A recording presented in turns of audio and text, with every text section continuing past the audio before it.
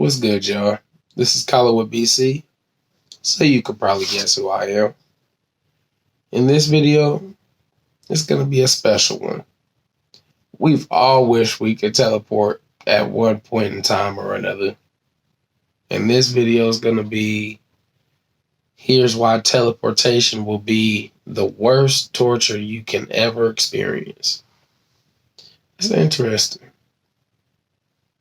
Saw a couple of movies and videos which made teleportation seem painful. So, I can see that. But hit that subscribe button if you haven't already. Let's get those numbers up there. And now let's get into it.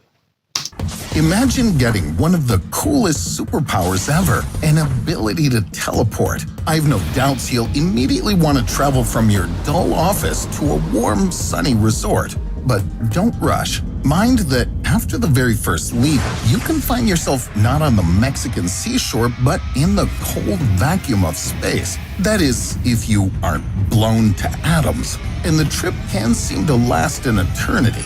In the real world, even having access to super technologies and superpowers doesn't guarantee that you can instantly move from one place to another like sci-fi movie characters. But we'll try to make this whole thing work.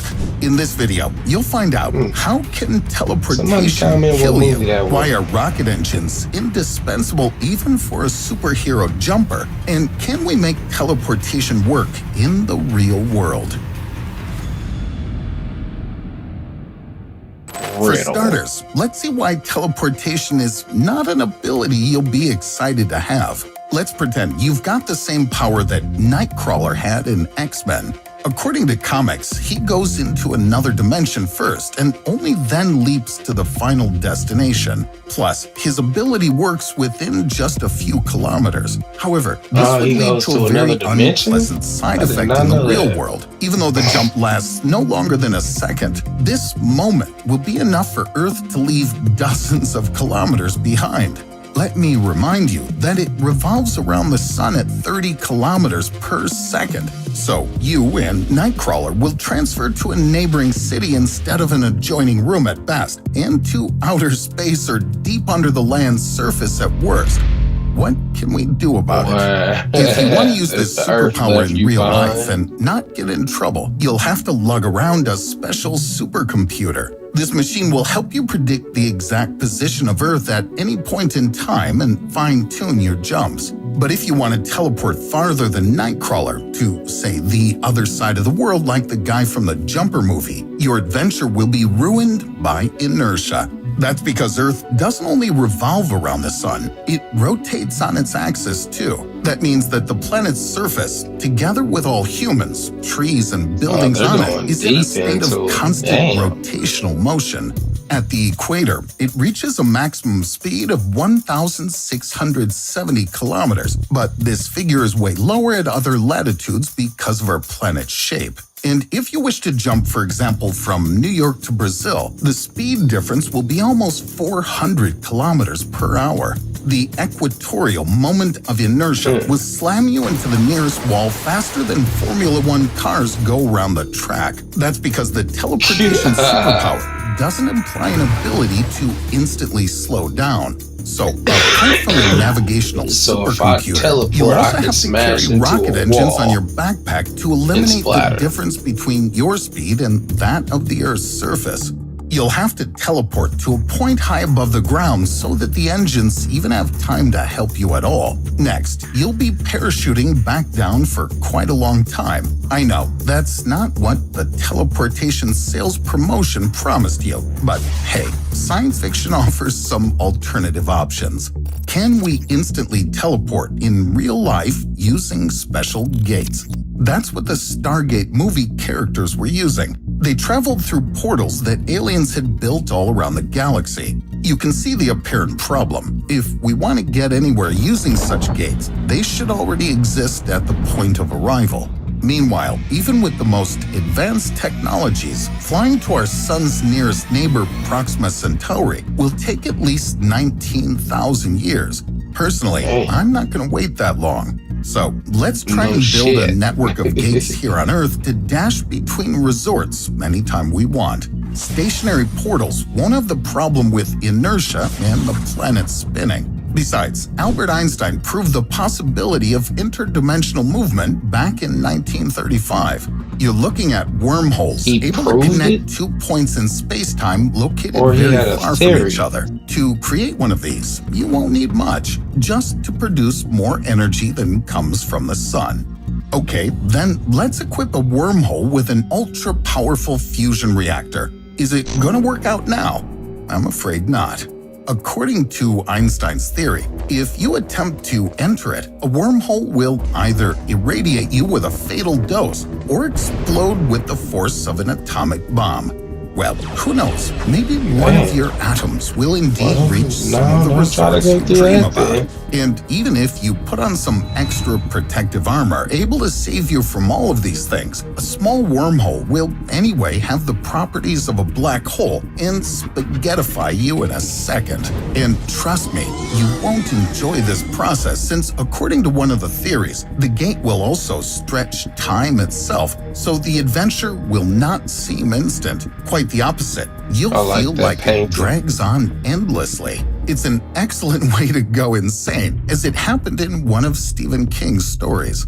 The only way to avoid these problems and remain more or less healthy after the teleportation is to create a wormhole as big as a quarter of our galaxy.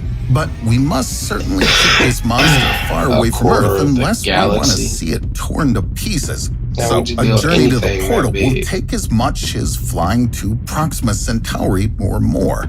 And this downgrades us from cool stargaters to regular astronauts who will have to waste ages when going on vacation. Does it mean we should quit and settle for good old air travel? Luckily, science fiction suggests another means of teleportation. And this time, there's no lethal inertia or giant explosive wormholes. Could teleport transmitters be of service? In the Star Trek franchise, characters use this device to instantly move between spaceships and planets. The transporter rips apart human atoms and then reconstructs them at the final destination. Not immediately, but quickly. But hold on, is it just me, or does this thing really look like a suicide booth from Futurama? As a matter of fact, you die the moment the transporter tears you apart, and then you come back to life when it fixes you later.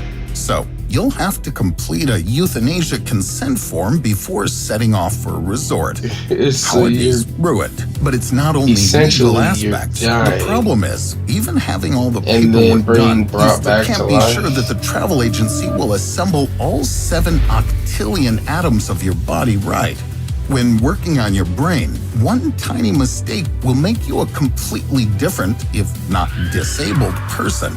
If you want to get insurance, the teleportation cost will skyrocket in no time, of course. And if at least one little fly gets into the cockpit, well, I'm sure you know this story. But let's assume that we put fly traps in the lab and even managed to ensure passenger safety.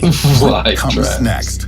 The file size containing information on the accurate molecular composition of a human body will be a number followed by 42 zeros. That's way more than all the storage devices made on Earth can hold. And besides, sending this much data will take incomparably longer than our universe has even been existing. But even if you connected the teleporter to an incredibly huge and powerful supercomputer, solar activity will increase. And I doubt you'll flop down on your favorite beach before Earth turns into a scorching desert. It feels like fantastic teleports only cause new problems instead of solving our old ones. But what about real scientific means of teleportation? How can we improve the already existing means of instant travel?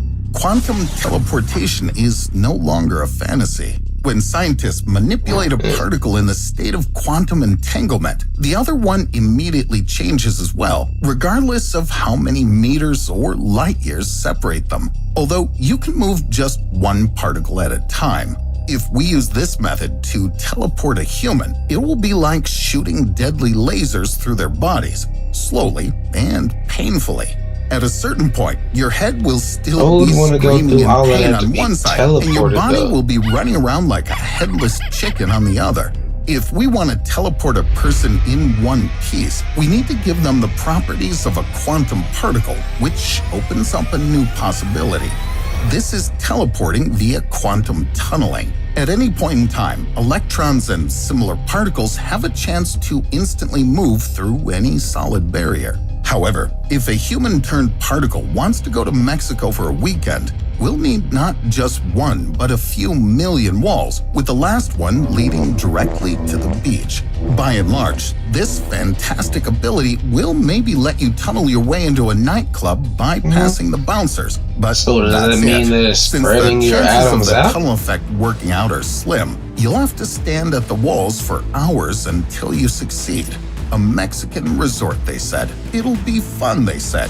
And you couldn't even make it to a party in time. I'm getting the impression that we won't learn to teleport in this lifetime, but perhaps it's for the best. Many Shit, I don't philosophers think are you'll be worried able that the to in human any mind lifetime the won't way they're making survive it this sound. trip. They're sure that if we Who split would want to go someone's through body any apart, part their of any one of consciousness, those or if you like, scenarios? the soul, may be lost forever. Your body will end up possessed by an entirely different personality on the other side of the gate. And who knows what this new you may be up to. Drop a comment and tell us if, in your opinion, teleportation is worth so much risk, and which of the mentioned Not techniques at all. you find the Hell most no, it ain't. realistic. And check out I'm gonna call it right there because that's the end of their video, basically. I'm not going through any of those. I'm not risking nothing like that. Especially if one particle could be missing in my brain and it ends me, basically. But no, all of those sounded painful and stupid to even attempt. So I'm good. What do y'all think? Before y'all go down there and answer that question, hit that subscribe button. And if you like the video, hit the like button. Other than that, I hope y'all wouldn't want to endure that kind of pain either. It just sounds like the title of the video says, like torture.